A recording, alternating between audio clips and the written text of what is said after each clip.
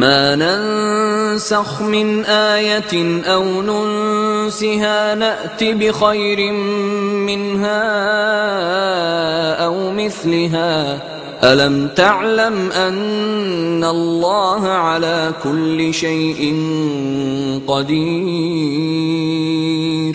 ألم تعلم أن الله له ملك السماوات والأرض وما لكم من دون الله من ولي ولا نصير أم تريدون أن تسألوا رسولكم كما سئل موسى من قبل ومن يتبدل الكفر بالإيمان فقد ضل سواء السبيل ود كثير من أهل الكتاب لو يردونكم من بعد إيمانكم كفارا حسدا من عند أنفسهم من بعد ما تبين لهم الحق فاعفوا واصفحوا حتى يأتي الله بأمره إن الله على كل شيء قدير. Kemarin diterangkan orang-orang Yahudi, orang-orang Nasrani, orang-orang ahli kitab, terutama orang-orang Bani Israel, itu selalu berupaya mencari-cari kesempatan untuk bisa menghina Allah, ya, menghina Rasulullah, menghina Islam, menghina Al-Quran. Jadi sekecil apapun kesempatan itu tidak akan mereka sia-siakan. Nah, kemarin ketika orang mengatakan apa? Rawahina, nah itu mereka jadikan kesempatan untuk menghina Rasulullah. Padahal itu maksudnya baik, tapi mereka gunakan untuk menghina, dikatakan Rasul itu seorang yang bodoh. Itu makanya tidak boleh mengatakan roina, tapi suruh ganti urduna. Terus termasuk perkara yang mereka jadikan kesempatan untuk menghina Islam, menghina Al-Quran, menghina Rasulullah adalah ketika di dalam syariat Islam itu terjadi nasikh mansukh. Paham ya? Itu. Jadi di dalam Al-Quran dulu itu ada, bukan dulu ya, sampai sekarang juga ada namanya nasikh mansukh. Jadi hukum Islam itu tidak langsung jadi. Dulu awal-awal penerapan syariat tidak langsung jadi. Pernah ada syariat begini, terus ada turun ayat baru, ya, yang lama tidak jadi, yang berlaku yang kedua, ya. Seperti dulu sholat diperintah menghadap ke Baitul Maqdis, terus turun ayat awal wajhaka syatrul masjidil haram, ganti pindah ke Ka'bah, diganti ubah-ubah, diganti-ganti. Dulu khamr itu tidak haram, boleh kan ya. Makanya sahabat-sahabat Rasul yang besar-besar pun itu banyak yang ahli mabuk-mabuk gitu ya. Tapi terus turun ayat pengharaman jadi haram. Jadi banyak di awal-awal penerapan syariat itu sering terjadi penggantian hukum syariat. Nah itu akhirnya ketika ada kejadian seperti itu juga mereka jadikan kesempatan untuk menghina Al-Quran, menghina Rasulullah. Kata mereka, hei Muhammad, kamu itu pelin-pelan, apa hukum di kota ganti dibolak-balik? Kemarin katanya halal, sekarang katanya haram. Kemarin katanya begitu, sekarang begini. Kemarin mengatakan A, sekarang mengatakan B. Apa kamu itu pelin-pelan? Nabi kok pelin-pelan? Ya? Jadi itu mereka jadikan kesempatan untuk menghina, katanya hukumnya diganti-ganti. Itu dikatakan beliau itu pelin-pelan, tidak punya pegangan yang tetap. Ada lagi mengatakan, loh kalau memang Quran itu dari Allah, kenapa ada penggantian hukum seperti itu? Ya, kan Quran sudah baku dari Allah, kenapa ada penggantian seperti itu, kata mereka. Nah, maka ketika mereka menghina Allah, menghina Al-Quran, menghina Rasulullah dengan cara seperti itu, karena ada penggantian hukum seperti itu, maka Allah balas, tidaklah kami hapuskan dari suatu ayat atau kami melupakan. Kami hapus itu artinya diganti dengan hukum yang baru atau ayat yang baru, atau kami melupakannya. Melupakan itu artinya diriwayatkan pernah Rasulullah yakin pernah turun ayat tentang ini, sahabat-sahabat juga tahu pernah turun ayat tentang hal ini, tapi tiba-tiba lupa semua, tidak ada yang ingat. Itu memang Allah lupakan, mau diganti dengan hukum yang baru. Ya, tidaklah satu ayat pun yang kami hapus atau kami buat dia itu dilupakan, pasti kami datangkan dengan yang lebih baik darinya. pasti yang baru itu lebih baik. Atau semisalnya itu maksudnya apa? Jadi yang hukum yang baru itu mesti lebih baik. Kenapa? Karena lebih sempurna. Makanya atau semisalnya, paham ya? Kalau ditinjau dari kesempurnaannya, yang kedua itu lebih baik, lebih sempurna. Tapi kalau ditinjau dari kesesuaiannya dengan kondisinya masing-masing, tingkat kebaikannya sama. Paham ya?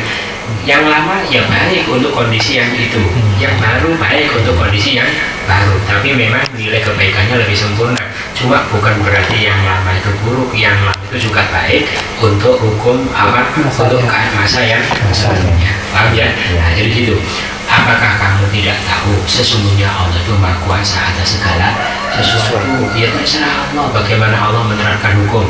Mau dibuat sudah jadi, mau dibolak-balik, mau digonta-ganti, Allah Maha Kuasa, terserah Allah. Yang jelas kita itu sebagai makhluk, sebagai hamba, kita yakin saja apapun ketentuan Allah pasti suatu kebaikan. Paham ya? Nah, kita diperintahkan mengambil hikmah.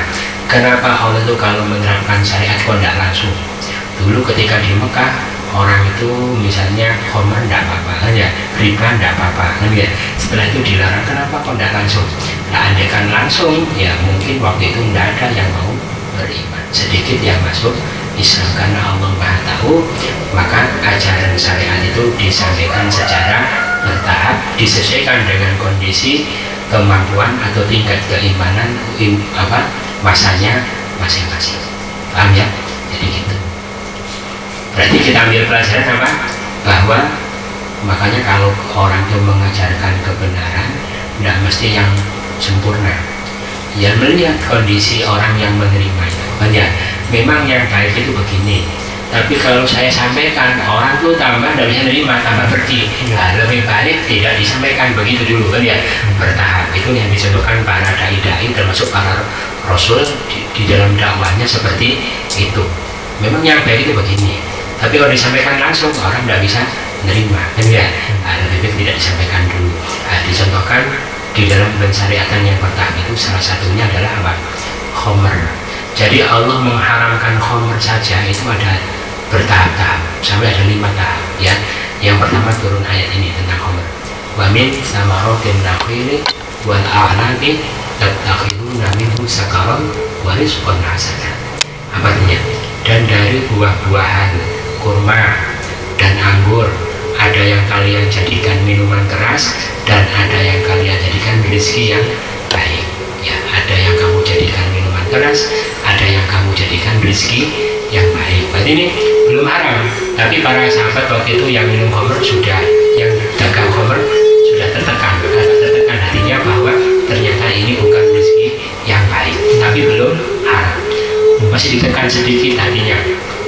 Terus turun lagi, yas'alunaka 'anil khamri wal maisir qul fihima ismun kabirun wa manafi'u lin-nasi wa ismuhuma akbaru min naf'ihima. Mereka tanya kepadamu tentang khamr dan judi, katakanlah pada kedua itu memang ada dosa besar dan ada beberapa manfaat bagi manusia, tapi dosanya lebih besar dari manfaat keduanya. Ini juga belum haram ya, bahwa mudarat itu lebih besar daripada manfaatnya. Tapi belum jangan, cuma disebutkan begitu tadi sudah tertekan karena itu bukan rezeki yang baik. Ini lebih tertekan lagi hatinya mereka yang minum khamr, yang dagang khamr. Kenapa? Bahwa mudaratnya lebih besar dari manfaatnya. Nah terus waktu itu diriwayatkan para sahabat juga masih mabuk-mabuk ya, suka mabuk. Bahkan sahabat Hamzah paman Rasulullah itu juga seorang pemabuk ya, asalnya dulu. Termasuk siapa namanya, Imam Ali, Sayyidina Ali itu juga seorang pemabuk, malah pernah jadi imam itu, imam sholat mabuk kan ya, baca Al-Kafirun dibolak-balik ini. Jadi semua itu mabuk karena memang khamr belum haram. Akhirnya ini diriwayatkan apa itu sahabat Ali, beliau waktu diriwayatkan Abdurrahman bin Auf ya, itu membuat walimah kan, beliau itu seorang kaya ya. Di dalam walimahnya itu hidangannya ada khamrnya karena memang khamr belum haram. Akhirnya dalam kondisi dipanggil adzan, langsung sahabat Ali ditunjuk menjadi imam baca Al-Kafirun dibolak-balik kan ya. Jadi saya menyembah apa yang kalian sembah, saya tidak menyembah apa yang tidak kalian sembah, dibolak-balik begitu. Akhirnya ada sahabat yang mendengar, dilaporkan kepada Rasulullah. Terus turun ayat, ya ayyuhalladzina amanu la taqrabus sholata wa antum sukara. Jangan dekat-dekat sholat kalau kalian. Akhirnya ini turun ayat ini, tidak boleh sholat. Akhirnya setelah turun ayat ini, biasanya kan pagi kadang mabuk ya, jam 10, jam 11 itu tidak berani. Kenapa? Karena dekat zuhur. Habis zuhur biasanya mabuk ya, siang-siang itu tidak berani dekat asar. Asar tidak berani dekat maghrib. Maghrib tidak berani dekat isya. Nah, baru setelah isya mabuk. Kan lama mabuk. Lama. Ya tidak boleh ini kalau dekat-dekat sholat. Jadi bertahap gitu ya. Siangnya tidak berani mabuk, tapi malam-malam tetap mabuk. Kenapa? Karena jauh sholat subuhnya. Nah, akhirnya diriwayatkan ada seorang sahabat yang malam-malam mabuk itu membunuh onta sahabat yang lain. Akhirnya dilaporkan kepada Rasulullah, dipanggil, ternyata dilihat wajahnya itu, matanya, tahulah bahwa Rasulullah itu, bahwa dia itu sedang mabuk. Maka turun ayat yang terakhir ini, hei orang yang beriman, sesungguhnya khomer, judi, apa itu, berkorban untuk berhala, mengundi nasib dengan anak-anak adalah najis, perbuatan setan, jauhilah dia supaya kalian beruntung. Baru haram, baru haram, sebelumnya enggak haram. Jadi untuk mengharamkan khomer saja itu bertahap-tahap. Begitulah cara Allah menerapkan syariat. Jadi makanya dicontoh, kalau orang mengajarkan kebenaran, ya memang ini benar gitu ya. Saya itu kan cuma menyampaikan apa adanya. Orang dakwah itu bukan sekedar dakwah, tapi harus mempertimbangkan efektivitas dakwah yang dia lakukan. Makanya dulu kan orang dakwah itu ada dua. Ada yang dakwah itu memikirkan dirinya sendiri, ada orang yang dakwah memikirkan objek yang didakwahi. Kalau memikirkan diri, ya pokoknya dia menyampaikan. Yang penting saya sudah menyampaikan. Saya kan sudah tidak dosa ya. Jadi yang penting itu kesabaran dirinya, supaya dia itu kalau ditanya oleh Allah dia sudah menyampaikan. Masalah dia menerima itu urusan dia. Dan yang penting saya selamat. Itu namanya dakwah memikirkan keselamatannya dia sendiri. Tapi kalau dakwah memikirkan objek dakwahnya, seperti Allah ajarkan ini, dia tidak sekedar menyampaikan, tapi diupayakan bagaimana cara yang efektif, tahapan-tahapan apa yang bisa dia lakukan sehingga dakwahnya itu berhasil. Nah, begitu yang dicontohkan oleh para rasul dan para dai-dai yang sukses di dalam dakwahnya, gitu ya.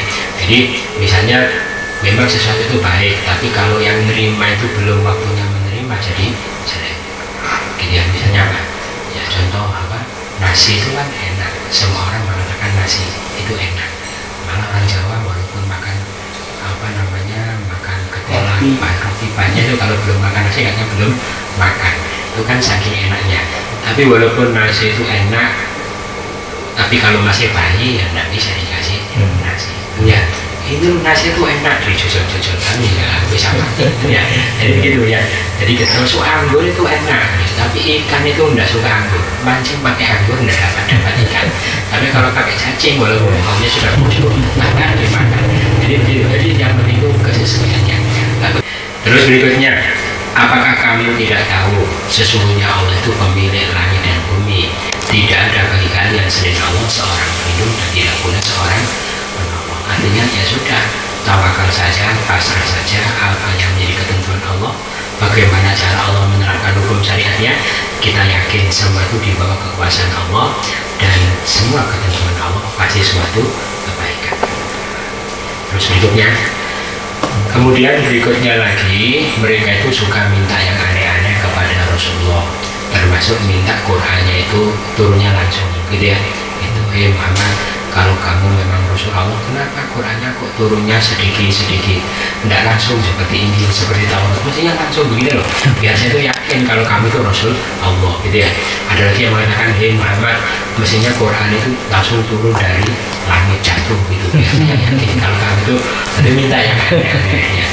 Ini dulu yang bisa disampaikan, mudah-mudahan bermanfaat. Kurang lebihnya mohon maaf, sama-sama. Subhanallah wa bihamdika, asyhadu an la ilaha illa anta, astaghfiruka wa atubu ilaik. Assalamualaikum warahmatullahi wabarakatuh.